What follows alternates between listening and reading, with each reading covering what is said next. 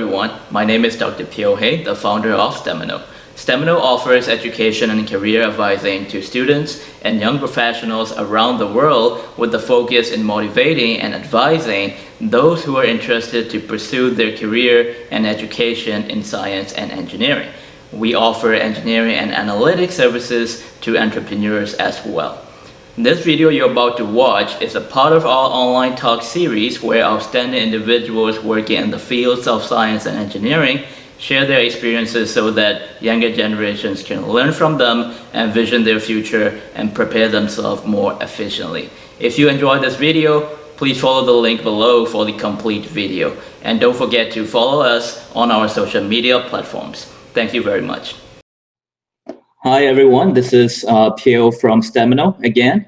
Today we have another online experience sharing session with one of the outstanding individual, Mr. William Folchi.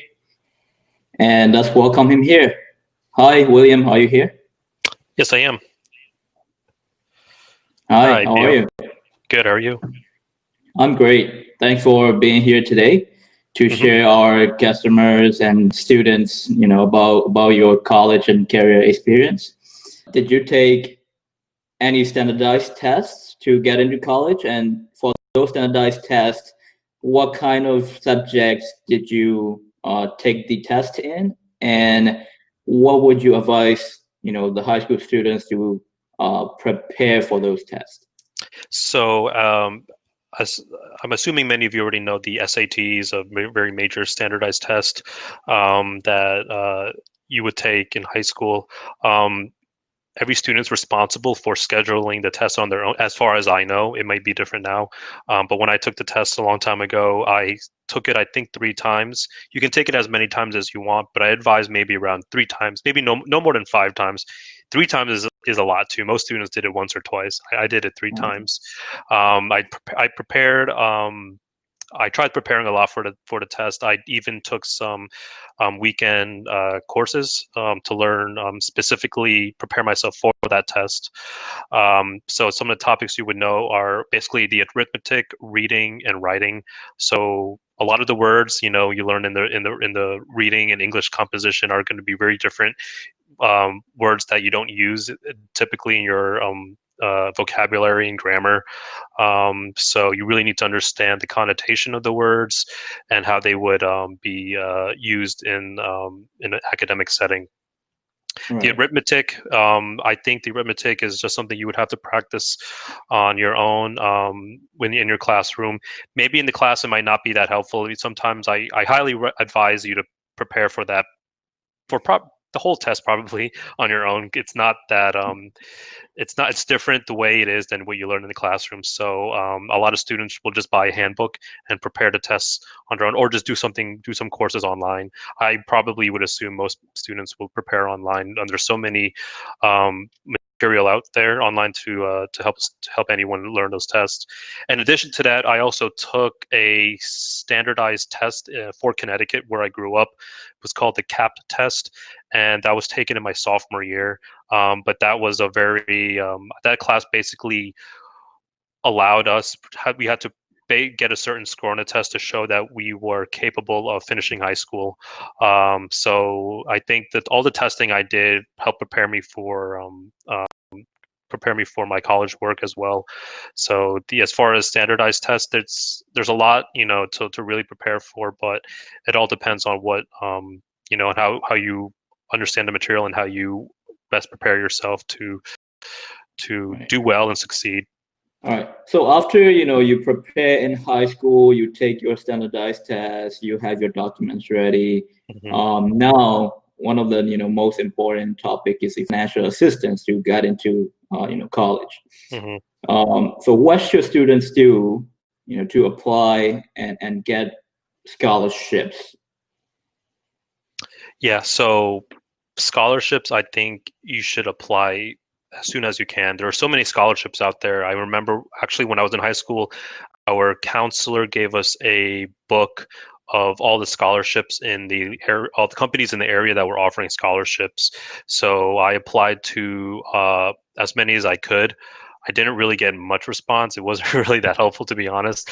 But when it comes to scholarships, I think you should put yourself out there and get involved with the community. A lot of students are able to get scholarships because they're putting in dedication and time into maybe a specific cause or organization or group that they've been involved with for many, for a few years or throughout their career,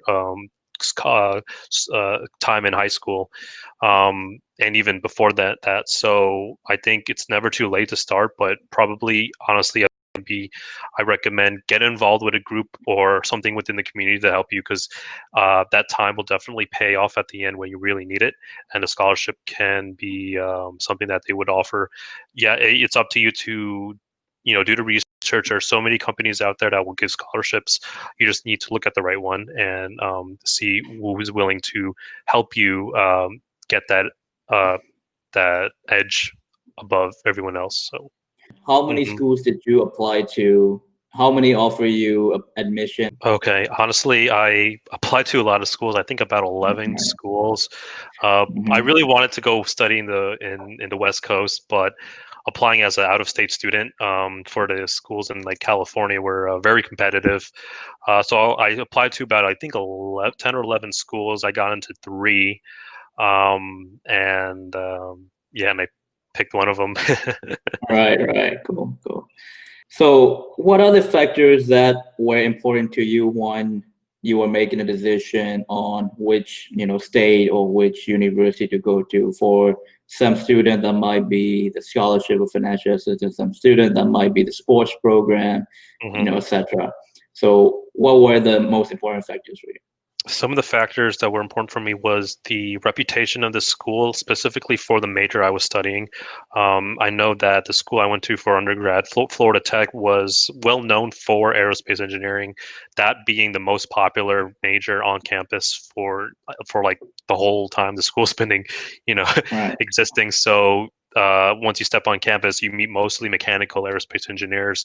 So that was one of the main factors, was that I wanted to be around people who had the same interests as myself, who would just speak, eat, sleep, and breathe aerospace all day. So that was one of the factors. And that's true. That's what I came across. I was able to meet a lot of people who shared the same interests as I did as well.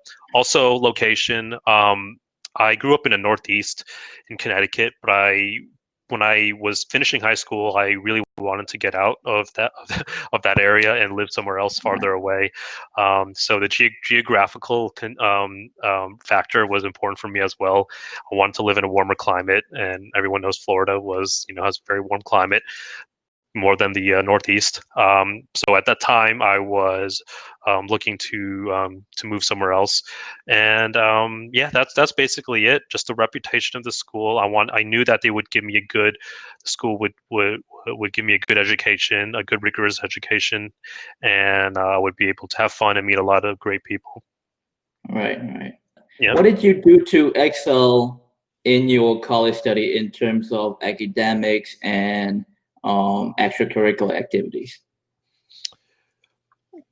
So what I did to excel was, number one, there's a lot of studying. A lot of studying happened, but I think studying with people and learning about the material with the people around you is vital to really learning or growing as an engineer or just as a college student in general. So it was almost expected that we would work together on assignments, and eventually we would have a senior design project, which would be a culmination of all our studies into an actual practical application, and which is just a you know exercise for all students to understand what the real world is going to be like once you get your job and are responsible for actual product. I think that the teamwork is vital, but you have to be ethically conscious. You can't you have to you know there's problems. Sometimes people will be tempted to cheat or copy each other's work and things like that, and it's something that's very it's highly regulated by faculty, and you have to be understand what you're doing right. As long as you're learning at the end of the day, as long as you're learning the material, you can you can retain the information and apply it to your work, and understand the concepts and look at the big picture. That's what matters. Right, right. So now that you finish your undergrad years, you get your bachelor's degree. Hmm. How would you advise students to apply for the full-time jobs, Hmm. and comment on, general tips and tricks that's gonna help them land on the full-time job? So for the full-time job is I started working at a company that was hiring a lot of students out of college because of the program that they were supporting. So I was fortunate enough to land an opportunity with a lot of other students from my school who ended up working at the same company that I did for a few years. So I think you got to apply. Like I said again, you got to start applying and network with the people that you can, and also just be close. Have a close community friendship with the people you went to college with, because they can maybe help you out in getting your first job. I know some close friends of mine were provided referrals for other students who were interested and wanted to be prospective employees at my company, at my first company. So I think it's Right, important to start, applying, and don't get discouraged if you get rejected. It happens to everyone. Even the most qualified people will get rejected. It's just the way, I'll be honest, just the way the corporate world works.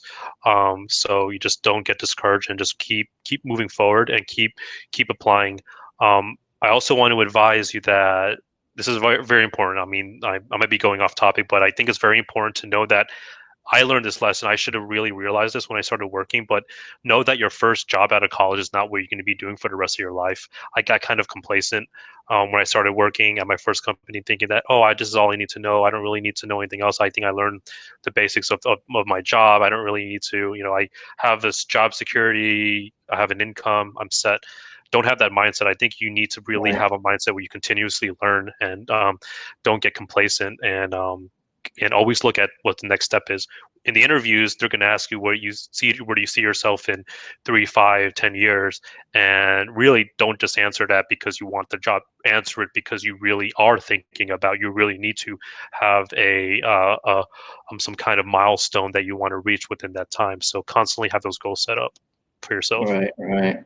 Yeah, that also reinforced, the fact that we have to keep learning continuously, right? Hmm. And don't get comfortable at your current position or current point of life. You have to keep Exactly. learning. Right.